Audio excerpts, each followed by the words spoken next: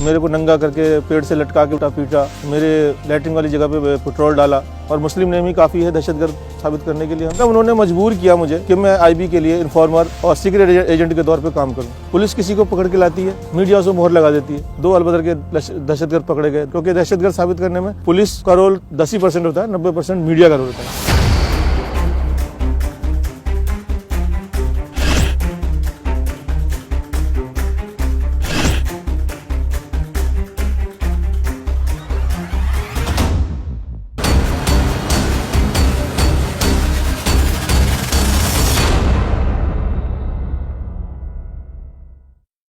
1991 में मेरे भाई के हाथों से एक झगड़ा हो गया, उसमें एक आदमी का मर्डर हो गया, उनके दोस्त का।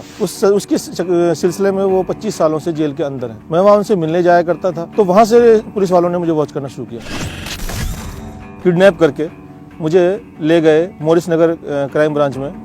वहाँ उन्होंने मुझे 10 दिन तक टॉर्चर करते रहे। मुझे टॉर्चर में मेरे को एक तो पूरा नंगा करके, फिर लैट्रिन वाली जगह पर, पेशाब वाली जगह पर पेट्रोल डाल देना, सर पे पेशाब कर देना, उल्टा लटका के पानी नाक से चढ़ा देना, ये सब मतलब टॉर्चर उगलवाने के लिए। अब मैं क्या उगलूंगा, जब मेरे पास कुछ है ही नहीं तो मैं उगलूंगा क्या? मुझे तो खुद नहीं पता था मुझे उठाया क्यों है। तो वो मुझे टॉर्चर करते रहे कि बता असला कहाँ है, बता बारूद कहाँ है, बता तेरे किस किस से ताल्लुकात है। 10 दिन बाद जब कुछ नहीं निकला, जब कुछ उनके हाथ नहीं आया, धमकी भरे अंदाज में माफ़ी मांग करके मुझे वापस छोड़ दिया गया।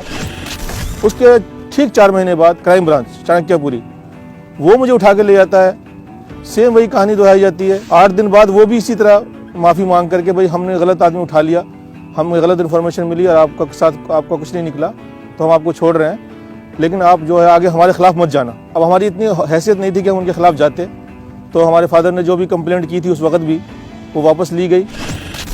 आईबी वाले धोला कुआं से उठाकर ले जाते हैं, तो सीधा सीधा डील। एक दिन टॉर्चर किया, दूसरे दिन उनके बड़े अफसर आए, उन्होंने सीधा बोला डील है भाई हमारी, या तो इनकाउंटर कर देते हैं तेरा, कि तेरे जैसे लोग बहुत मरते हैं दुनिया में, कोई फर्क नहीं पड़ता हमें, और मुस्लिम नेम ही काफ़ी है दहशतगर्द साबित करने के लिए हमें। तो या तो तू हमारे लिए इन्फॉर्मर का काम कर, या मर, या फिर जेल जा। मेरे पास और कोई ऑप्शन नहीं था, कोई रास्ता नहीं था, क्योंकि आप इतनी बड़ी एजेंसी से उलझ नहीं सकते, आप इतनी बड़ी पुलिस फोर्स से उलझ नहीं सकते। तो बस उन्होंने जैसा कहा वैसा मैंने किया। फिर 2001 से कहानी शुरू होती है। मैं वहाँ से उनके लिए काम करता रहा, जासूसी करता रहा। वो मुझे काम बताते थे, किसके पीछे लगना है, कहाँ जाना है, किसका पीछा करना है, किस इलाके में रहना है आपने जाकर, किस पर वॉच रखनी है। उस काम के मुझे वो 7,000 महीना तनख्वाह भी देते थे उस टाइम। 2 कश्मीरी लड़के के साथ, एक का नाम इम्तियाज़ था, एक का फैयाज़ था। मुझे जम्मू के रास्ते कश्मीर भेजने की कोशिश की भी, तो मुझे इंटेलिजेंस आर्मी ने पकड़ लिया।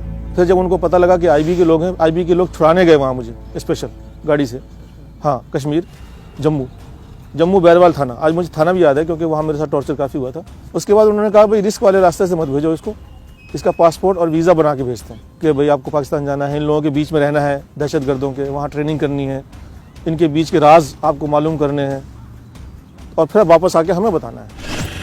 2005 में उन्होंने मुझे कुछ इस तरह के काम बताने शुरू किए जो मेरे ज़मीर को गवारा नहीं हुआ, तो मैंने मना करना शुरू कर दिया कि आप मुस्लिम इलाकों में रहो, वहाँ लड़के देखो जो मजहबी टाइप के हों, उनको तैयार करो पाकिस्तान जाने के लिए।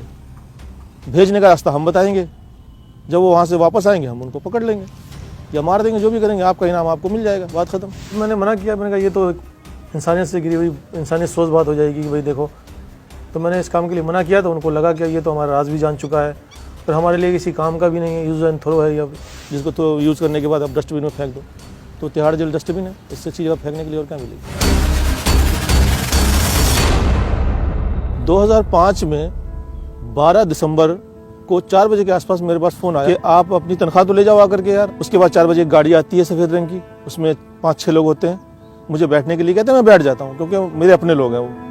जैसे मैं बैठता हूँ, मेरे को गन लगा दी, मेरी आंखों में पट्टी बांधी और मेरे मुंह पे कपड़ा डाला, सीट के नीचे बिठा दिया, सीट पर से उतार के मुझे सीट के नीचे बिठा दिया, और वो गाड़ी 1-1.5 घंटा चलती रही, और मुझे वो किसी खुफिया जगह पे ले गए अपनी। तो टॉर्चर वगैरह किया थोड़ा मेरे को, और फिर बोला आपको 5-7 साल के लिए बुक कर देते हैं, हमने आपको बहुत पाल लिया, बहुत खिला लिया, और थोड़ा चर्बी जो चढ़ी है ना पर, वो थोड़ी चर्बी कम कर देते हैं। और जेल में रह करके अगर आपका दिमाग ठिकाने आ जाए, आप हमारे लिए राज़ी हो जाओ काम करने के लिए, तो हम वापस भी छुड़ा लेंगे आपको। हमारे फादर ढूंढते रहे, बहुत बुरी तरह ढूंढते रहे। अच्छा, इनके क्या अल्फाज थे कि एक बंदा आतंकवादी के तौर पर हम दिखाएंगे तो अच्छा नहीं लगता, एक बंदा और चाहिए। बकरा, बंदा नहीं बकरा।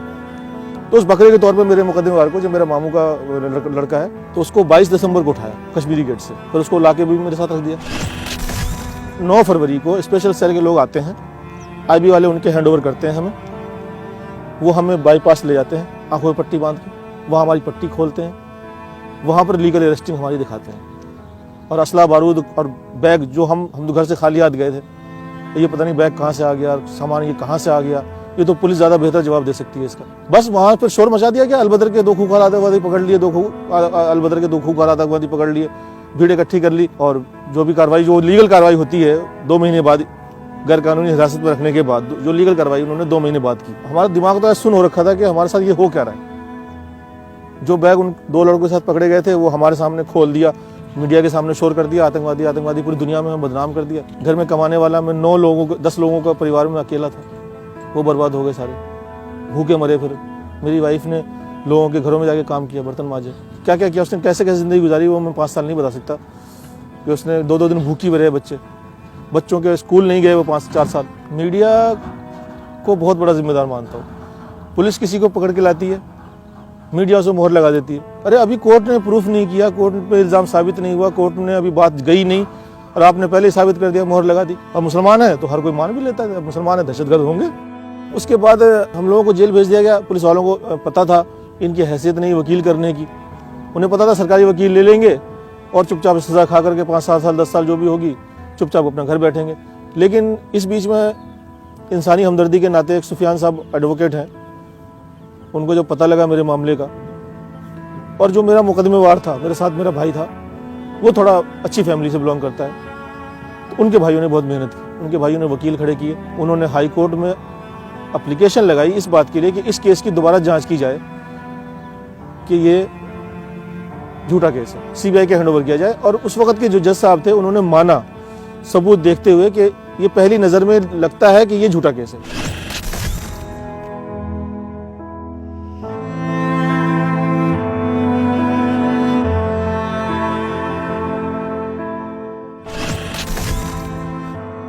मुझे क्लीन चिट मिली, बेगुनाह मुझे साबित किया उन्होंने। मैं बस एक शेर पे अपनी बात, शायद मैं पूरी बात कह पाऊँ, कि उसी का शहर, वही मुद्दई, वही मुनसिफ, मुझे यकीन था मेरा कसूर निकलेगा, जो खो गया है उसे ढूंढना तू ए नासिर, यहाँ जो डूबा है जाकर के दूर निकलेगा। मैं कहता हूँ इंसाफ मिला, लेकिन मुझे ये 25% मिला, 100% इंसाफ मैंने इसको नहीं कहूँगा। क्योंकि 100% इंसाफ जब होता जब उन पुलिस वालों के खिलाफ कार्रवाई होती, किसी की पूरी फैमिली पूरी ज़िंदगी तबाह कर देते हैं और आप अपने ऑफिस में आराम से बैठते हैं, ये इंसाफ नहीं है।